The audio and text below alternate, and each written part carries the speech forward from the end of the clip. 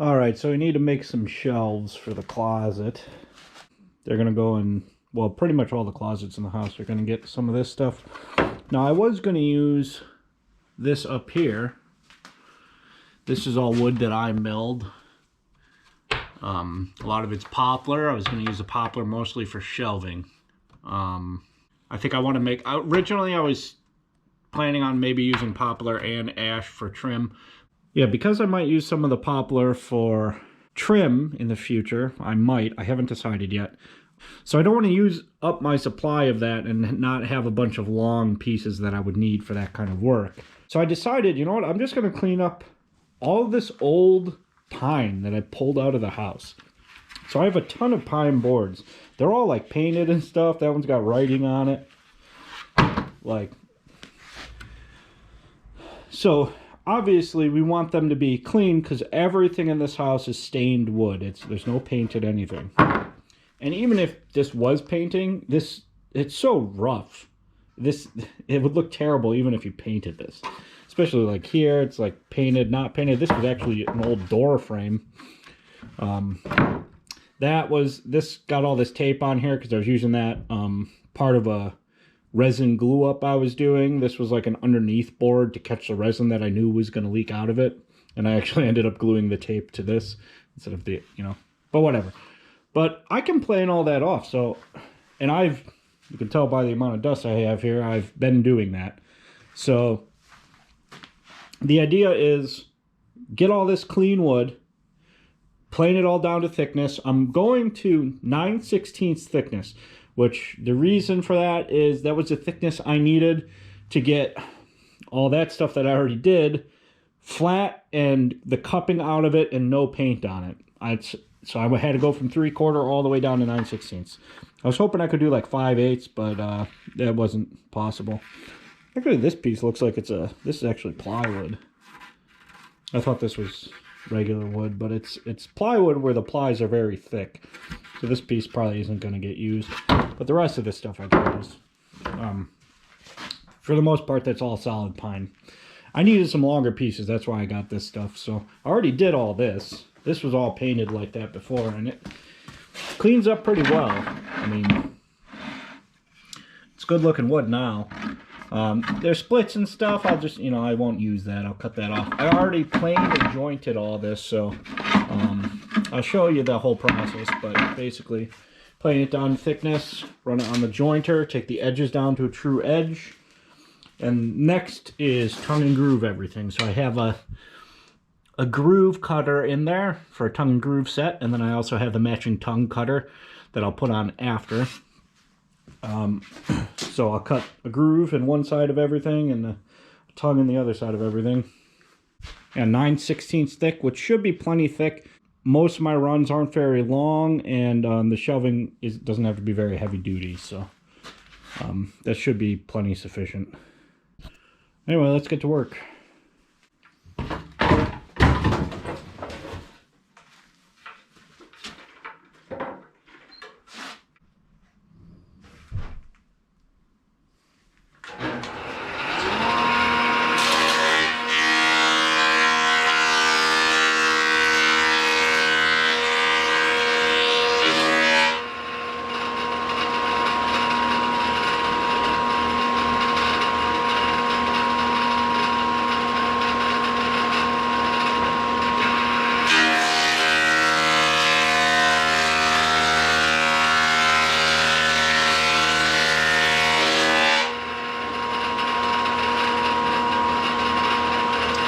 This one was a little bit thicker in spots, so I did 2 passes on that.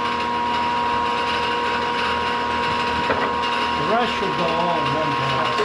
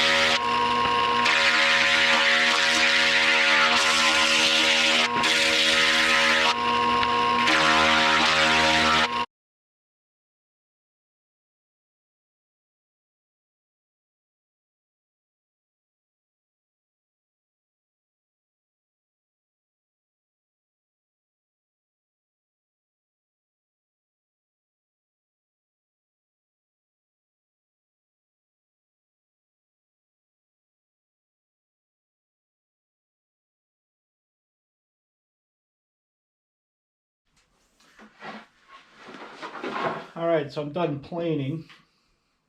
Everything's down to 9/16.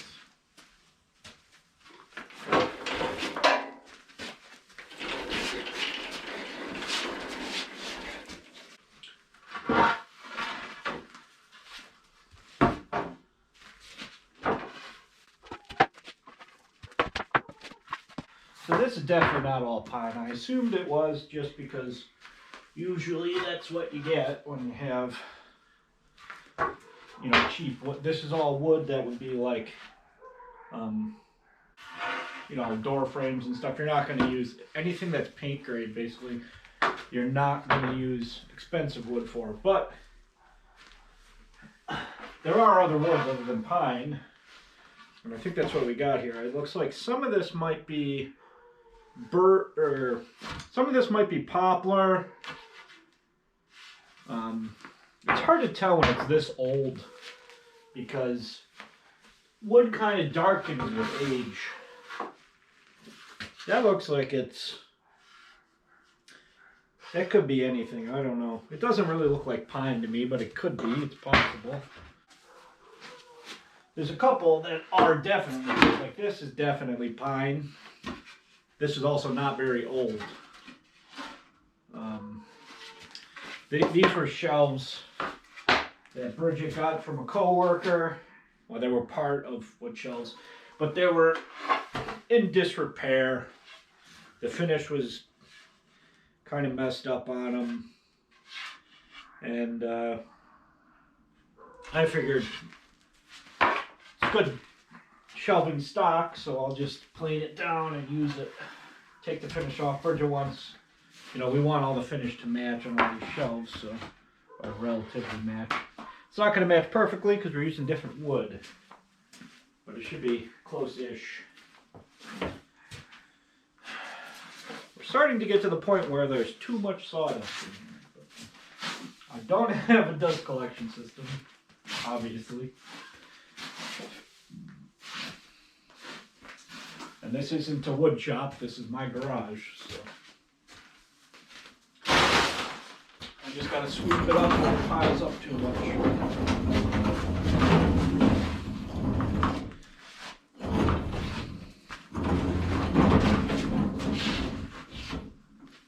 Fix it that way.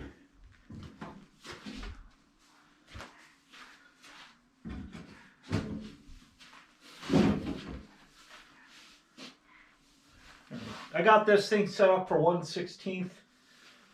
So if you're not familiar with jointers, what this does, you have this fence here. I have it set to 90 degrees, but you can actually set it to various angles. And basically you ride the wood like this against there, and it will make a cut that is the angle equal to this relative to that place. So I want it to be 90 degrees, so I'll cut it like that. And also, this has two parallel plates on it. This plane is exactly parallel to this plane, but this plane is 1/16 of an inch higher. That's what I have it set to. You can set it to different depths. This is 1/16 of an inch higher than this. So when you come across, you'll take 1/16 off. And if there's any kind of curve to the board, because this is a perfectly flat plate and so is this, it'll only take off pieces. Basically, it'll give you a perfectly flat surface if you don't already have one. Which for some of these, that's going to be necessary because I definitely have some curved stuff. But you might see that, you know, you start your cut, it cuts just the end, and then it cuts nothing in the middle, and it cuts just the other end. That's because it's bowed. The board is bowed basically like this. So you just have to keep going until it cuts all the way through, and then you're flat. How flat you can get the board is limited by how long your wings are. This isn't a very big planer, so you're a little bit limited. But yeah, now I gotta this will just get all the edges nice and trued up and get off any paint that might be on the edges off.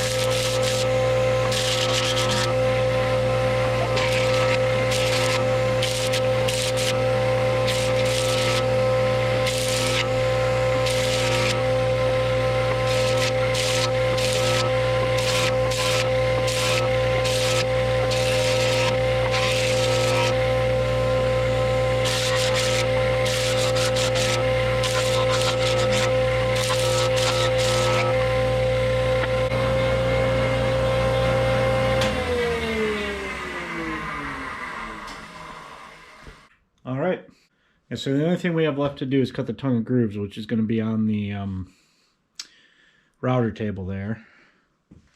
So because I got some long pieces, I'm going to have to set up the router table basically where I have the jointer now, so I'll move some stuff around. I forgot to unlock it.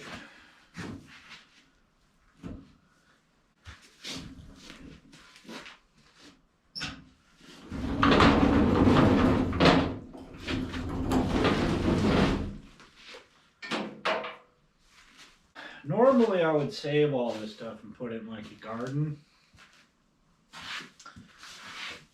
but this has paint in it, and I don't even know what kind of paint. Could be lead paint, could be all kinds of stuff. So I'm not putting it in our gardens.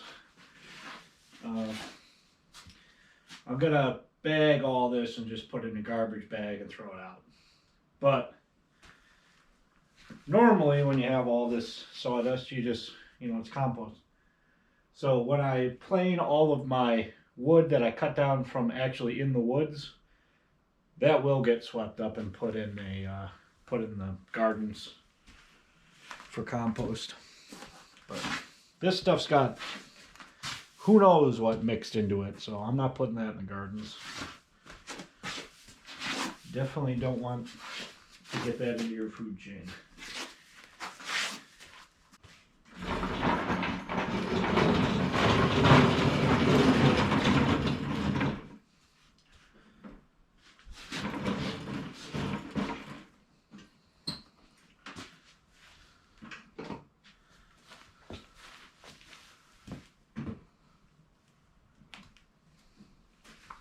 So I'm going to try this without a feather board.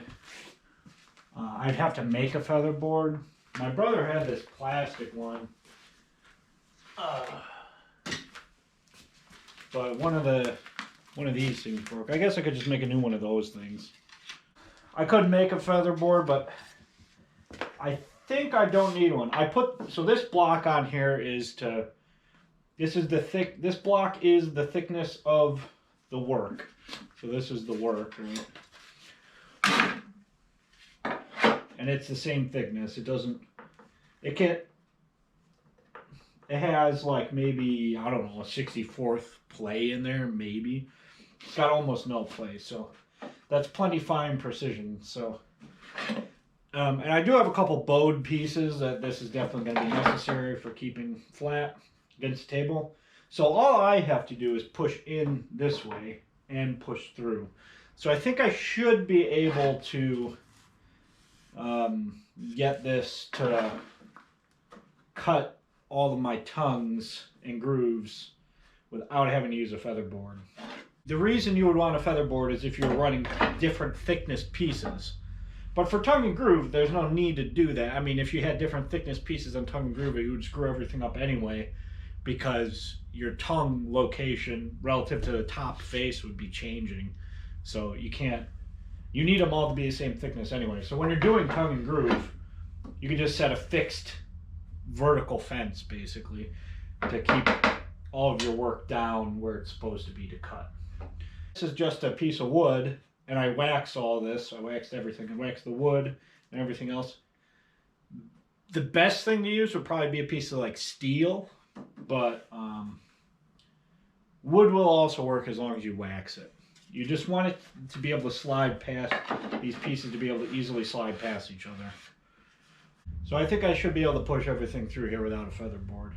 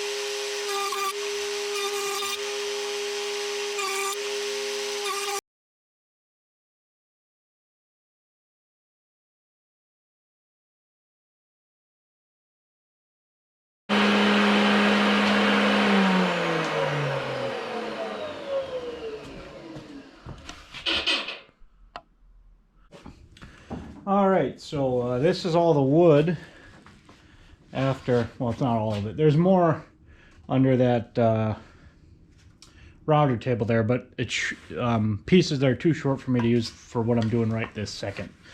So basically, I'm pretty sure this is all pine or just other very light wood because it's super lightweight. But it'll work for what I'm doing. So yeah, I turned all that ugly painted stuff into nice usable wood. It's all tongue and grooved. I did finished all that up. I actually have to go grab a clamp for this, but basically what I have here is I have to cut shelves to width to go in our closet, and to figure out exactly what size to make them, I built this jig. So essentially what this jig is, you have a bolt here that you can loosen and tighten. I'm not going to loosen it right this second. I can show you how it works later. So both these bolts there, and you can see there's a slot. The bottom of it's slotted like this, and that's so essentially you can move the width in and out, and then you can also tilt these on the ends to give you the exact profile of the walls, because generally you're not going to have perfectly straight walls. So if you just get a width dimension, you could get it with a tape measure like in the back corner, but it's probably not going to be the same the whole way along. So to get a nice even basically exact fit, perfect fit shelf, you can just use a jig like this. They sell these. Generally, they're intended to be used for stairs. So they'd be called, probably if you search stair jig, they might come up. But it's easy to make them, and I think it's actually better to make it because when you're making it, you can size it to exactly what the job is. If you buy one, it's going to be, you know, whatever size it is. They're usually made out of aluminum, which then, yeah, you could modify it, but you might as well just make your own out of wood.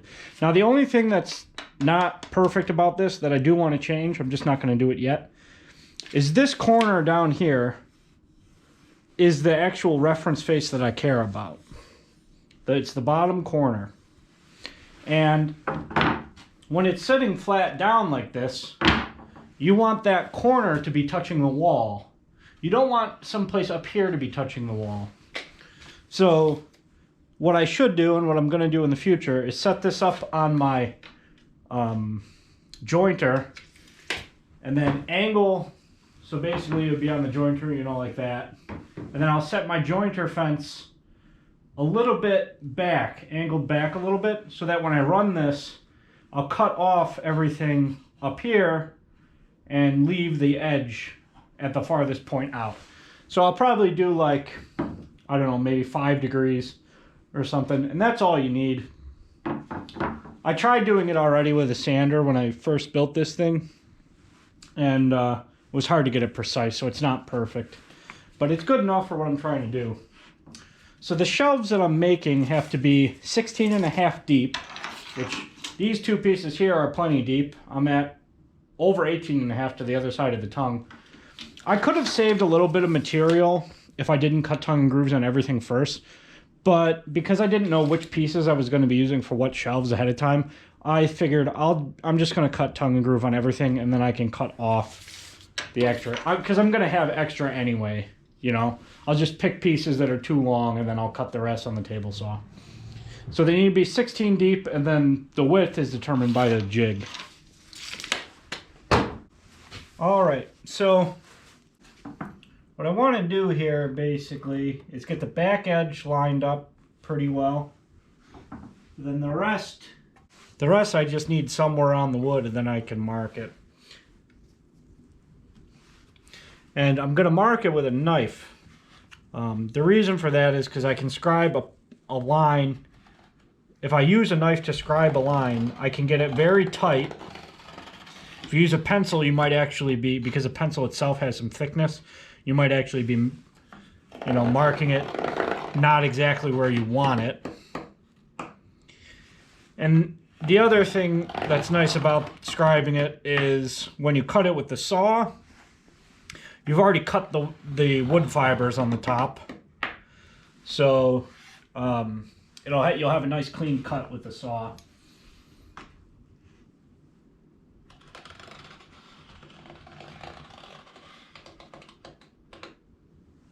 One of the downsides to scribing is it doesn't always give you a very clear indication of where the line is, but I can't get this open. It is a little one.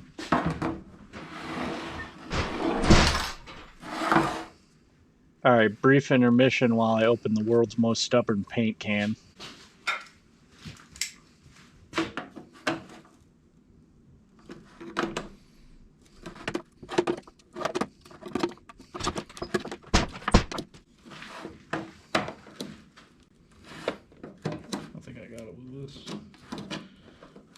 We're just gonna have to buy another small thing of paint if we need to redo anywhere. You could try putting this in a small sealable container, like a jar. It's got a sealable lid.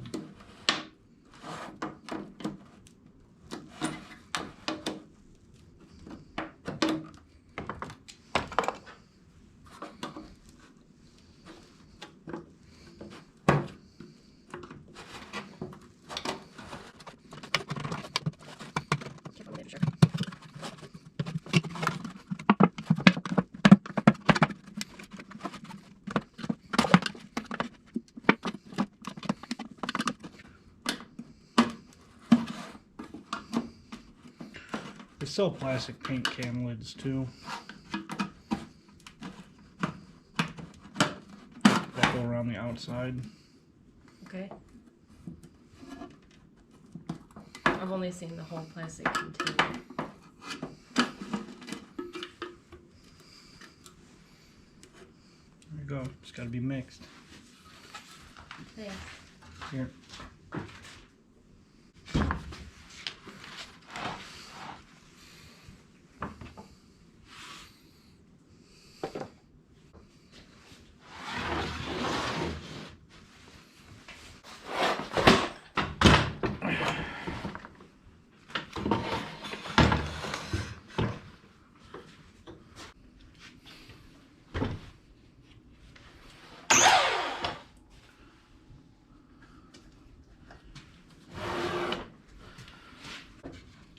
So after you scribe the lines, don't set it square against the fence. Make sure you just ride the saw and get it lined up. And actually, this might be easier to do with a circular saw.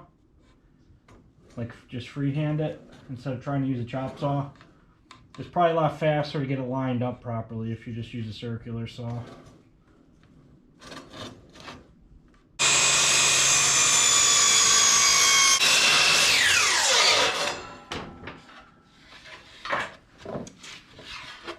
I went a little bit crooked on the very end there. Not a fan of that, but it is what it is. So let's see there. So this is going to be, that's cup up. So I want cup up. So what that means is these grain, hopefully you can see that. The lighting in here is not fantastic. These grains want to straighten out. So they're curved this way. So if they want to go straight, that means you're going to have a cup up in the middle. So basically, this thing's going to want to cup like this. So you want cup facing up, and this one was cup up. The reason you always want cup up, mostly you need it on exterior boards, because anything that might get water on it, you definitely need cup up for that. But even on interior shelves like this, the contact points for the shelves, you know, you want the outside to be contacting basically, so then when weight's pushing on it, it's like straightening out basically. So if you imagine if this was the support and you have weight on it, out here and out here will be the contact points, and then weight on the shelf will actually flatten the board and stop it from cupping up, basically. If you have it the other way around, you would have contact like in the middle, and then weight on the outside. There's not going to be much weight in the back of the shelf here. There might be in the middle here, but that's just going to roll it, basically.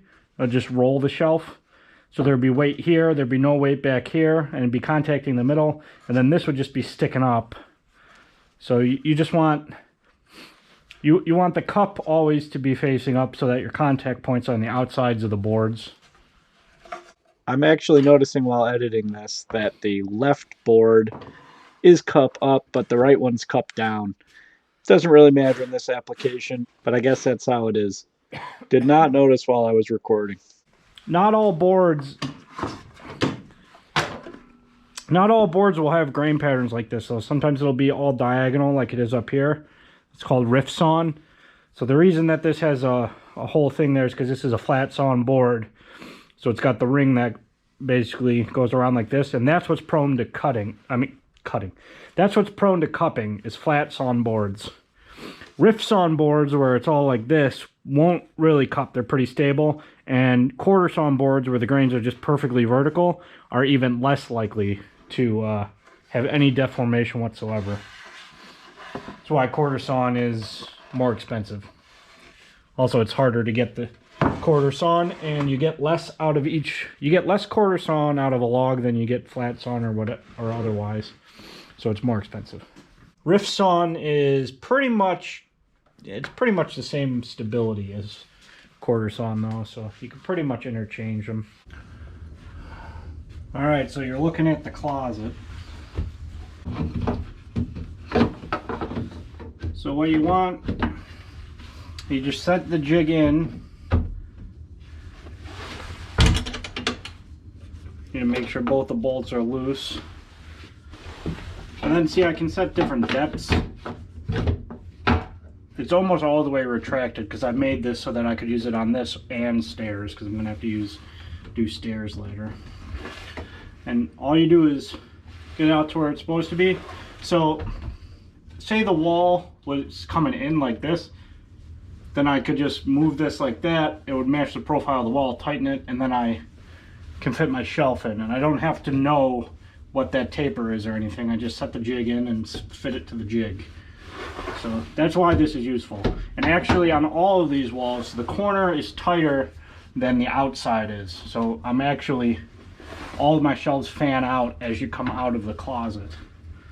So that's why this is very useful to use here. So once you got it all set tight where you want it, and just tighten up the bolts.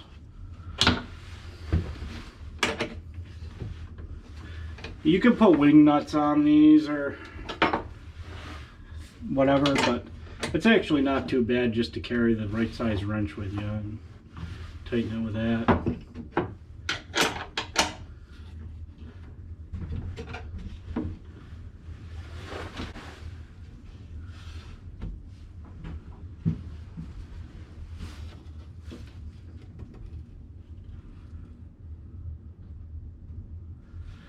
So this wall in particular here is cupped away from me.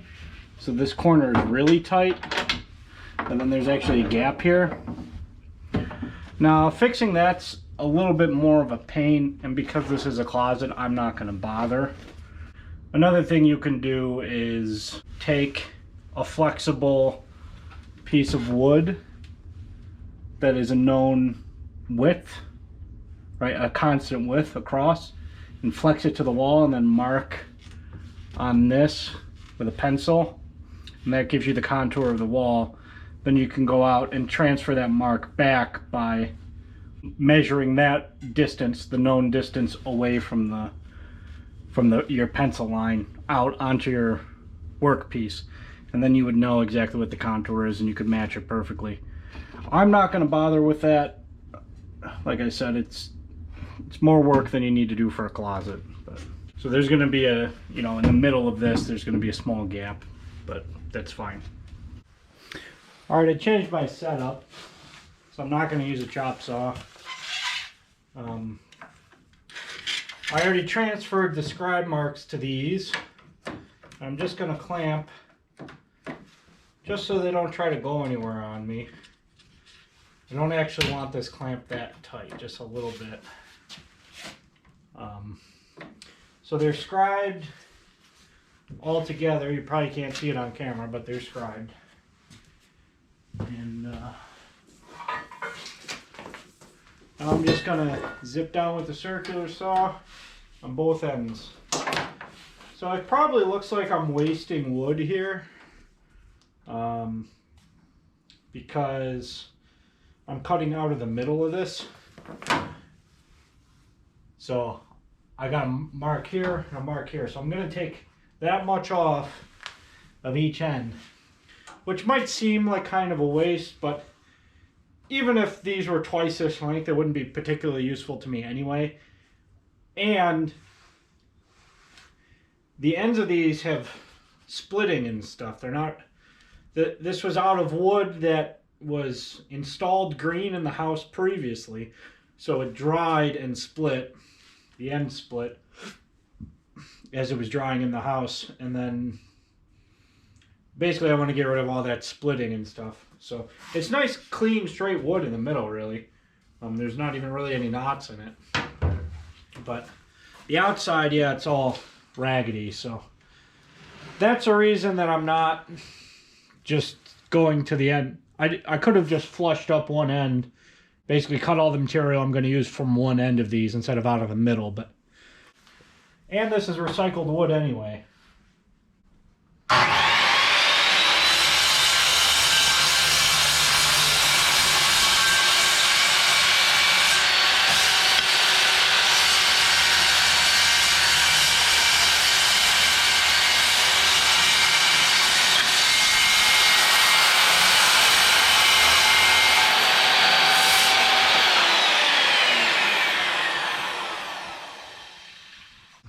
You notice I did a drop cut there. What I'm doing when I drop cut is I line up the front. There's a mark on the front of the saw that tells you where center is, right? So that's got a V. This side of the V is the inside of the blade, basically. So that V, this notch here is the thickness of the blade. So I want to line up this side with the edge that I'm actually, my finished edge.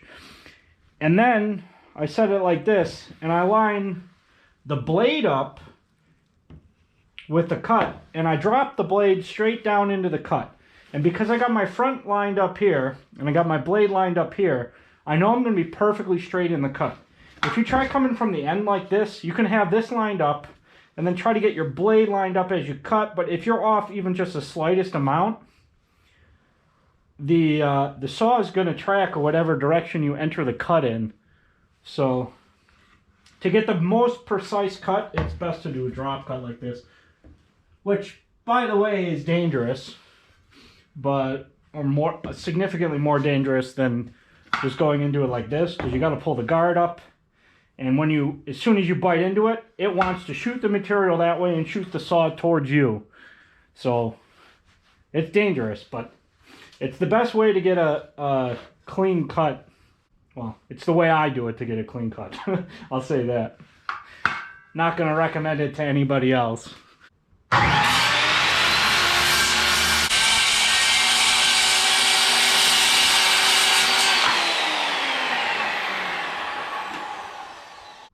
Alright, just for a sanity check, I'm going to cut the two shelves I just did to width so that I can put them in where they're supposed to go and make sure they actually fit before I cut the next ones.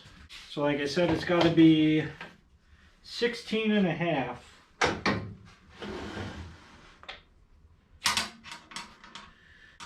to the face. Now it doesn't matter if it's exact.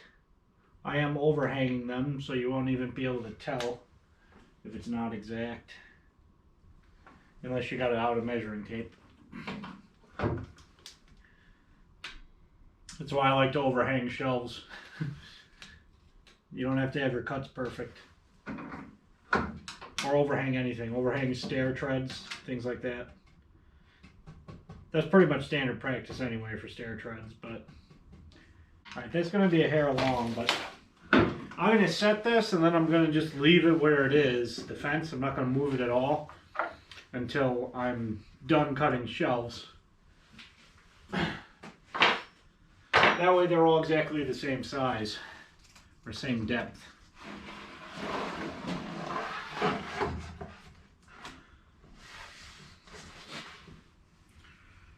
All right.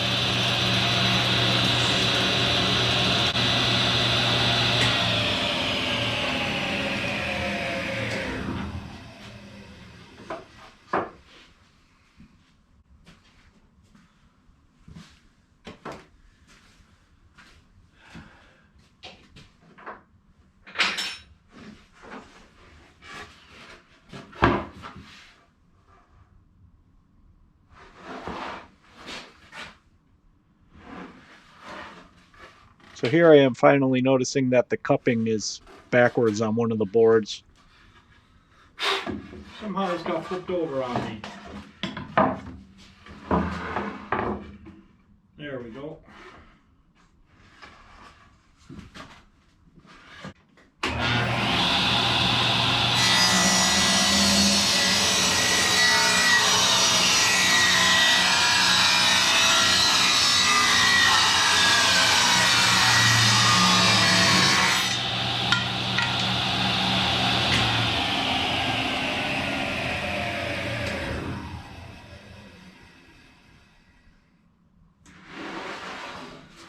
All right.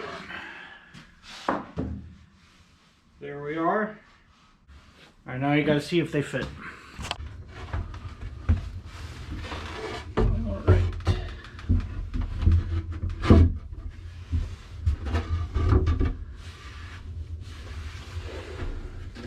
It's too tight.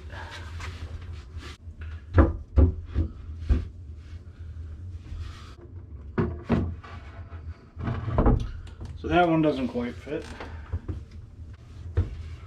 See about this one.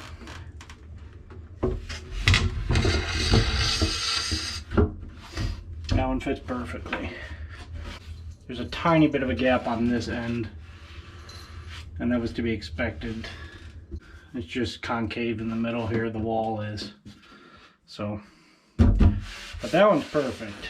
So we just got to take a tiny bit off of the other one. I think I'm just going to run it on my jointer vertically.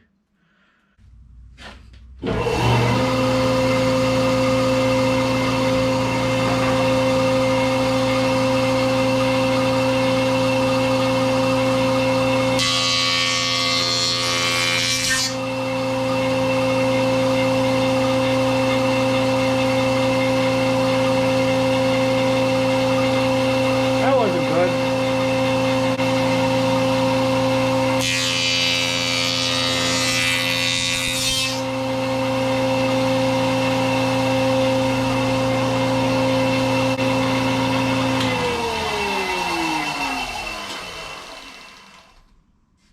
Well, I should have seen that coming. I was able to fix where it split out with some wood glue, but unfortunately it also looks like I lost a good bit of footage. But all that happened was a couple glue ups and some more cutting. Nothing too terribly interesting. So here's the next clip that I actually have. Alright, hopefully I didn't lose any footage. Apparently GoPros don't like cold batteries. Anyway,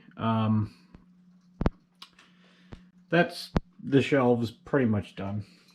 The cats are very interested in them. So that's pretty much the finished product. We are going to stain them. Obviously, one of them's missing.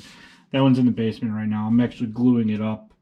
I'm just seeing that one was only 2 boards, so I glued it up, and I'm just going to see how I like having it all in one piece versus individual pieces. Like this is 4 pieces of wood, and so is this, and so is this. This one has to stay 4 different pieces of wood because I can't physically get it in here without taking it apart. Because if you just lift up, you hit that. So I have to pull them apart. If you dismantle it, you can get it in and out of here, but not all as one big board. So that one's not getting glued. I might glue the top one and this one, depending how I like that one. What do you think, Clover? Do you like the closet? It's shaping up into a good closet.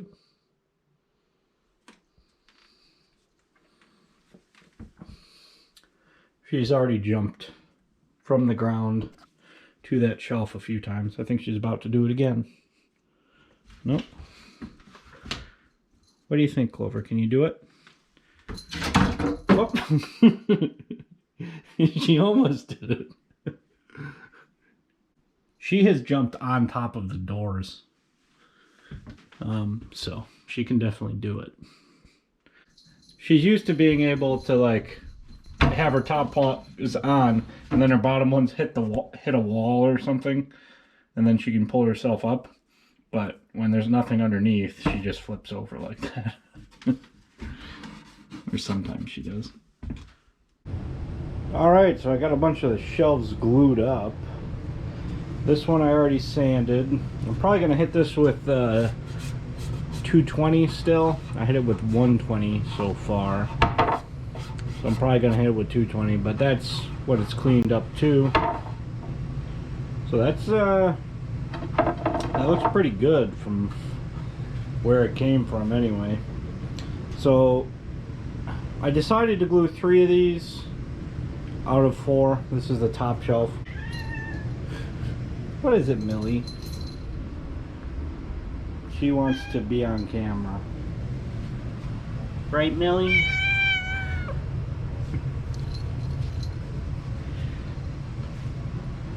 Okay, anyway.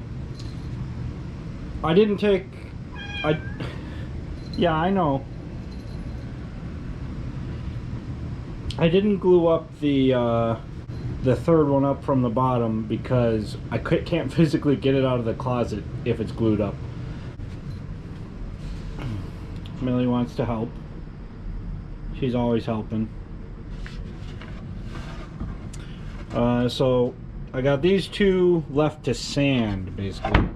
I glued these up, and I definitely should have wiped them better than I did. But like this dripped through after I glued it, and it was sitting. And then, yeah, the rest of this just kind of, I did wipe it, but I didn't. I should have like washed it basically with a wet cloth. But it'll sand off. It's just a little bit more work sanding. I should have got it a little bit cleaner than that. Alright, so I got to get this sanded. I'm just using 120. I don't want to go... I got 80 pads for this. 80 grip pads, but I don't want to go all the way down to 80 because I'm just going to end up putting scratches in the wood. And it's going to make me have to take off more material and make the sanding take longer. It would be a lot faster to get the glue off with 80 grit, but I'd rather just take it slow with 120. I started doing 220. This is a 220 pad. I was going to just do 220 and nothing else, but that was taking forever, so I stepped it up to 120, and then I'm going to have to come back and hit it with 220, and then that should be good enough. Anything higher than 220 for like stain grade wood is unnecessary. You don't have to go crazy sanding. Even higher than 120 is questionable whether or not you really need to go higher, but I like going up to 220.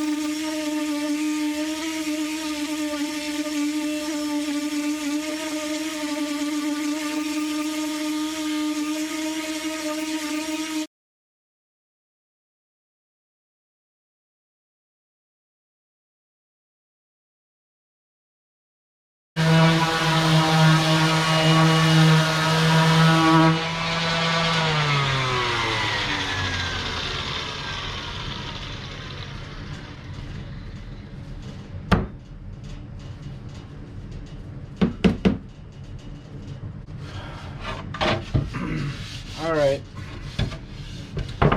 Should be good enough, I think. Mainly I want the top to look good. The bottom doesn't matter as much. But this one's easier because it's only got 2 boards. So there's not as many seams.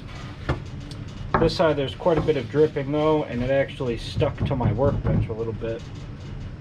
All the other one, this one I just put directly on my workbench. All the other ones were on top of this one.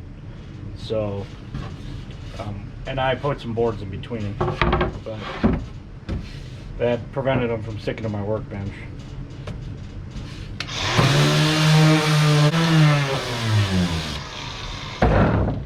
I just remembered. This is the I had to make these a little bit shorter. I tried to do it on the joiner, and that was kind of dumb because I got to the end and it kicked the end out, which obviously that happens if your grain's running this way and you're planing this way. When you get to the end, it rips the end off.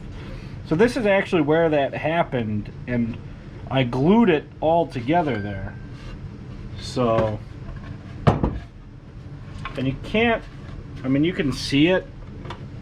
There's a crack there, but it's all glued back together. So it doesn't really matter that that happened, but it was still a stupid mistake.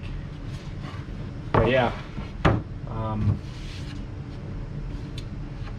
So yeah, I'll just get the rest of this sanded, and then we'll get to staining.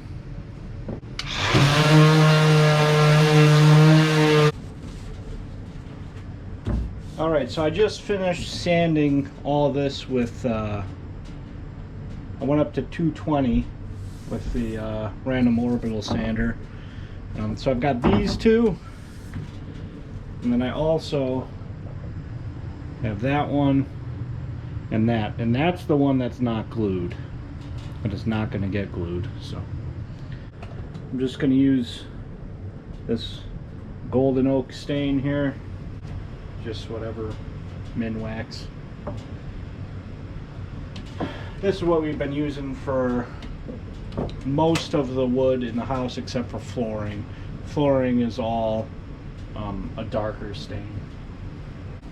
I brushed these all off good, so there shouldn't be much sawdust on them. There's still some rough spots, like I think it's rough here, which if you have rough spots, it'll take stain more, and like in here it'll probably take more stain. I'm okay with that. I don't need it to be like a perfect even staining. Most of the look that we're going for everywhere in the house is like, you know, everything, it's purposely not perfect, mostly because it would be too much work to make it perfect, and you can make it look pretty good with not being perfect.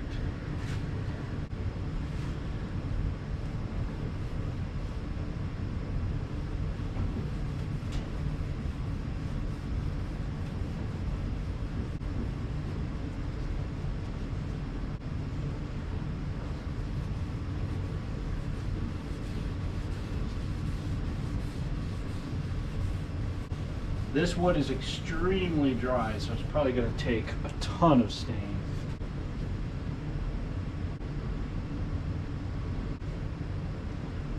I don't care about the edges, except for the front edge, but I'll probably stain both the front and the back. But really only the front is the only edge that matters. The sides are going to be against the wall. I actually currently don't know which side is which, so I'm just going to do both the front and the back. That way I'm guaranteed to have the one done that I need done. This wood does have a bunch of holes and cracks in it and stuff. I do want to get the stain down in those really well. Whenever you have holes and stuff, they actually look fine to leave as holes. A lot of times I like to film with epoxy. I didn't bother for these shelves because it's, like I said, I'm really just trying to get these installed. We have so much stuff we need to put in closets, and we don't have any place to put it. It's just all over the house right now, so I really just got to get these in. And they're closet shelves. They don't have to be perfect. But for like, if I was doing this, if this was going to be like trim that faced out into the room or something, I would fill this with epoxy, and the hole would look exactly the same filled with epoxy. It would just be black like that, and it would actually look like there's a hole there, but it would be filled in, and then it won't collect dust, which is nice. This is a different kind of wood. This was just all scrap wood, so it's just whatever it ended up being. I didn't even know what it was before I started planing it. It's pretty much all some sort of pine. I think this is, what I'm doing right now is actually, I think, yellow pine. And I think this was red.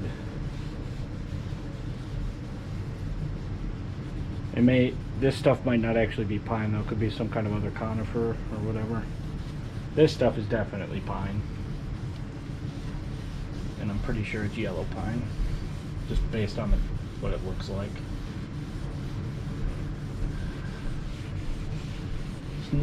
This is not a great wood for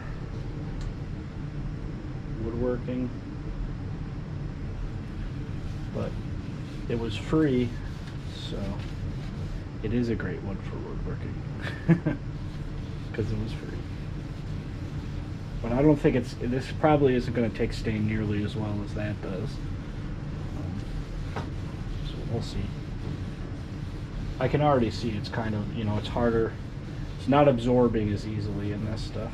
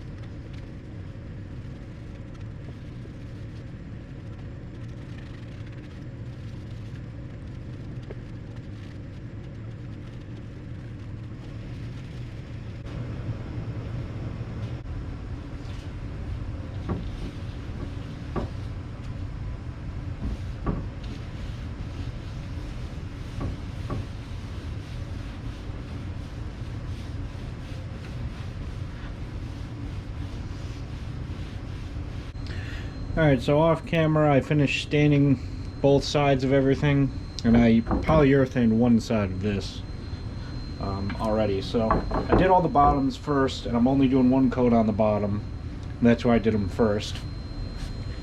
That way I can flip this over, and I don't even think I'm going to sand the bottom.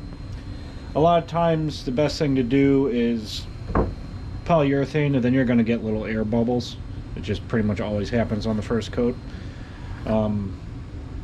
And you come back and sand it with 220, and you can do another coat, and usually by the second coat it's pretty smooth. Or you could keep going. That really only matters for, like, if you're in an area where you can see light reflecting, then you might be able to see the little air bubbles. Or if it's a surface that might collect dust, that's going to help it collect dust if it has not a smooth surface. But this being on the bottom of the shelves, I'm just going to leave it. It's not going to collect dust because it's the bottom, and you're not going to see it really either. So it just is getting one coat, and then I'm doing This side I'm going to do 2 coats on the top. The lid on my polyurethane doesn't quite seal. We should have bought a smaller bucket. When you buy a big gallon like this, you know, it can be good, but, you know, it can be cheaper. But it's really not, it usually doesn't work out that well unless you're going to be using a lot of polyurethane, like every time you use it. If you're doing like a whole floor or something, makes sense. This polyurethane, because the lid doesn't really seal anymore because it's been off so many times, on and off so many times, and you'll get a solid layer on the top of the top surface in the can every time that you have to peel off. Because I just polyurethane this morning, it hasn't formed that solid layer yet, but I'm just giving it a quick stir. Also, if you need to, I use just a paintbrush, cheap, you know, cheapo paintbrush for polyurethane. It makes no sense to use a good one because you're not going to apply the polyurethane any better with a nice brush like you would be able to with paint. And the polyurethane will destroy the brush. Basically, you get a one-time use out of the brush. But what I've been doing is I just take a jar and fill it with lacquer thinner and put the brush in it and just let it soak, and then you got to put it in like a bag or something. If I had a bigger jar that would fit a whole brush in it, I could have just done that. But basically, you soak it in lacquer thinner, and then the polyurethane will never set up on you. And all you got to do is make sure you get the brush pretty well dried out. This lacquer thinner will evaporate very quickly, so I'm just kind of, you know, putting it out. Try to get most of it out of the brush before you go putting it back in the polyurethane. Then I basically get a lot of polyurethane on your first go and try to get it, spread it out in the brush. I want to prevent that lacquer thinner from diluting the polyurethane too much.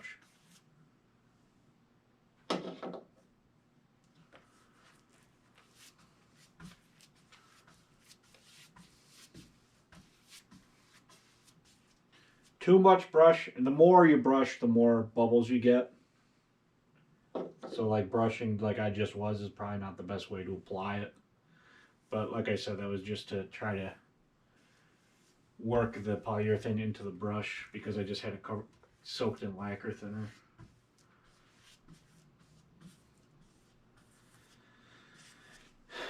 And it doesn't really matter how many bubbles you get as long as you're planning on sanding it anyway.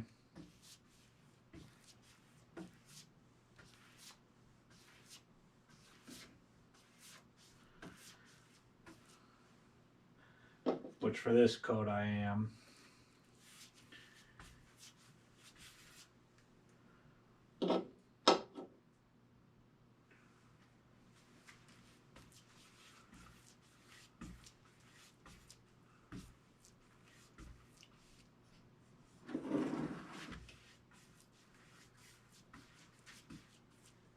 So I did all the edges on my first bottom coat. So I'm not going to do the edges again.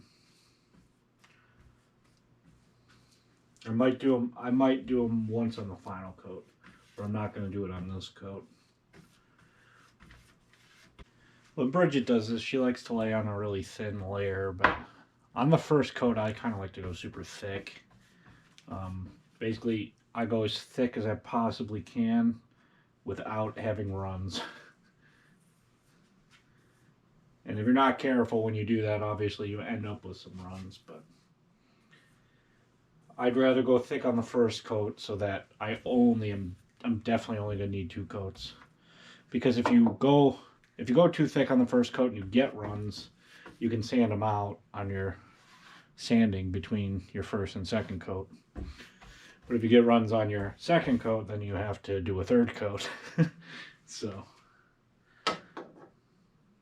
if I'm gonna get runs, I want it to be on the first coat, and I want it to be enough polyurethane to seal it on the first coat, and the second coat's basically just for smoothing things out.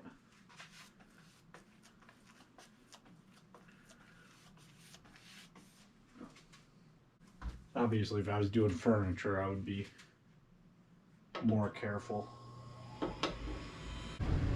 All right, so this is almost certainly gonna have runs on it right now. So I'll let it sit for just like a minute and then lift them and wipe the brush on the bottom side. If you don't let it sit, you don't leave time for the run to develop, basically. And then you'll think you got it, and you come back and find out that a run developed after you wiped it. So that's why I wait. Give it a minute for the runs to get wherever they're going to be, and then you can come. You got to get there before they start setting up, though. But you can come back and smooth them out, as long as you get them before they start solidifying.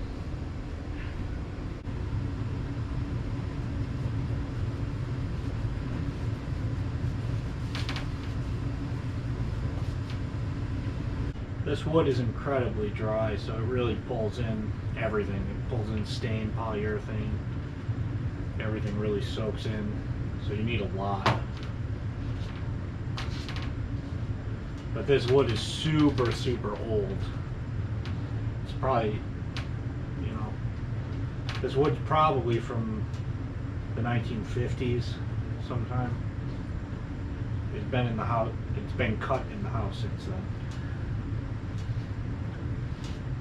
I just replaned it and everything, so it's very dry. So it might be, some of this stuff probably is original to the house, which is 1949. But even if it wasn't original, it's probably still about from the 50s or so. You know, the original homeowners, you know, built some shelves and stuff for, you know, custom made things that they needed for their house over the years. So, but they probably did it, you know, within the first few years they were in the house. The first decade anyway, which would date this wood to sometime in the 50s. So, older than even my parents.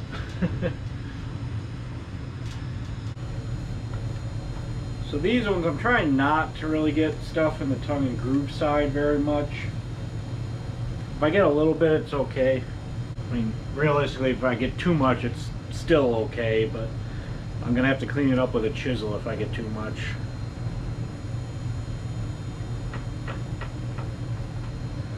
Because the tongue and groove won't go together otherwise. So I'm trying to keep away from the edge that has a tongue and groove on it. This edge here is the front edge of the shelf, I believe. I'm actually not sure with the way everything's oriented. But I believe this edge right here will be the front. It's either that or the back. But I gotta get it nice in case it's the front. So you can see the basement floor is not level. It's not supposed to be. It's designed to be sloped towards the sun pump, but makes it so when you put horses on it, sometimes you're in a wobbly area like this. They don't sit flat, but that's okay.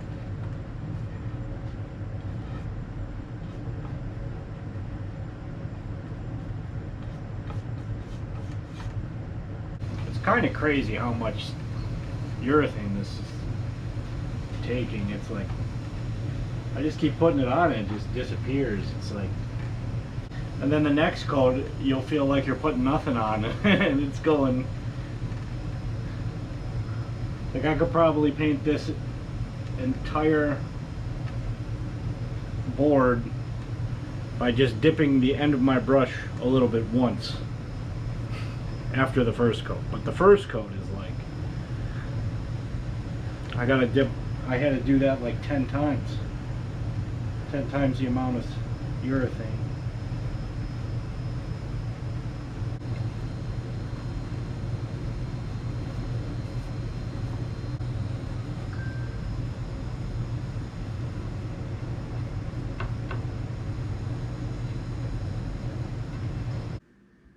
Actually, it doesn't look like there's any drips on this. There is on the side, but those aren't really a big deal. I'll just touch this up, just in case I'm not seeing them and they're still there. Sometimes you just don't see it, but it's there anyway.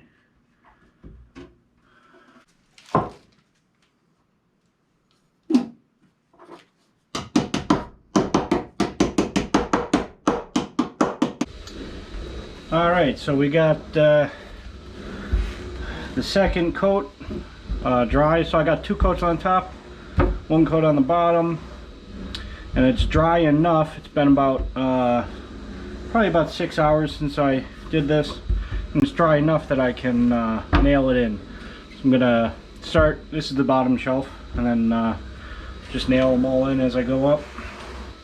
And I'm just using 1.5-inch brad nails. I'm just going to go kind of slightly diagonally into the support pieces. So that's a support, same things underneath. So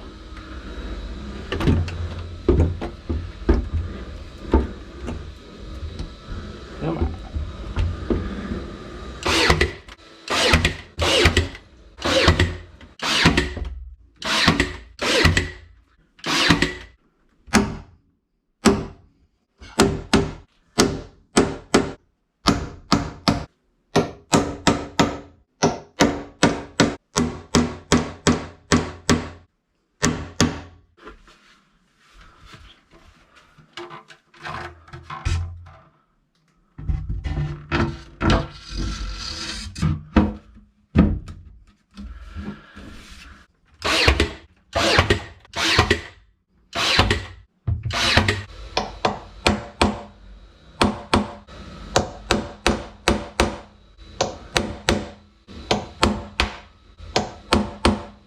Now it's the multiple piece one. Let's see if I can get the camera in a spot where you can actually see. It'd be nice if I had a light in this closet, but I don't. I guess you're actually not supposed to have lights in closets anymore. It's against code. I think the only thing you can have is a flush mount LED light, because it lets off less heat apparently. Which definitely is not actually true. Some LED lights actually let off a lot of heat, they just don't do it at the light location. They do it like at a circuit board before they get to the light. So I'm guessing that's a little bit of LED propaganda going on there, making that happen. Alright, on these ones too, this line here, I'm going to try to wash that off a little bit. Probably not really going to work, but I think at least the top one you'll probably be able to see if I don't wash it off, so we're going to have to give it a go anyway. Not exactly clean water here. That's what I've been using to clean the floors, but let's see what it does anyway. Oh yeah, that's super gross. Cat hair, that's all cat hair on there. Because they're washing the floors.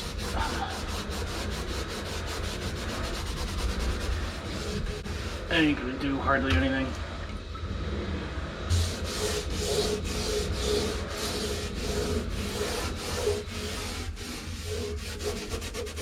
Well, it's worth a shot anyway. It is just pencil, but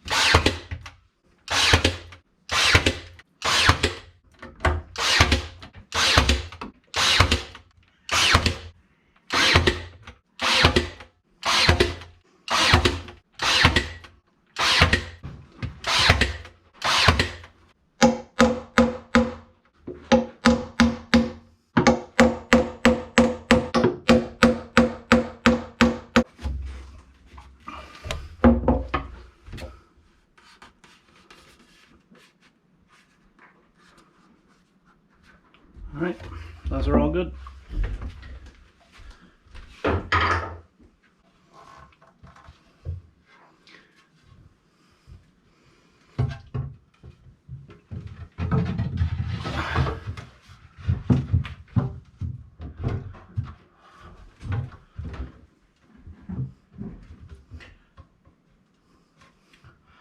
Alright, so this one's a little bowed. So I'm going to nail the back first. It's just the way it got glued up. It ended up being a little bit bowed. It's hard to clamp tongue and groove straight. So I'm going to do the back corner first and get that down, and then roll it this way and nail as I go. Put as many nails in it as I need to get it flat.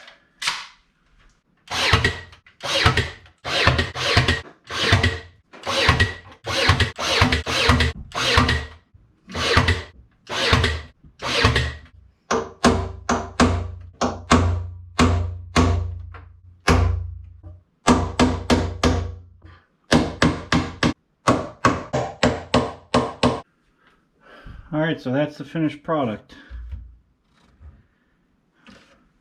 Went from old crappy painted wood to some nice stained shelves. The supports were, that's wood that I milled. It's ash. But this up here is just whatever wood happened to be laying around that I basically reprocessed back into boards so that I could use it for this. So, Alright, I'm going to wrap this video up here. Hopefully you liked this video. If you're a regular viewer and you're wondering where the bulldozer stuff is, don't worry, we're still working on it. Just wasn't able to get quite enough work done on the dozer to get a video out before the holidays. But there'll be another video out soon, so thanks for watching and we'll see you next time.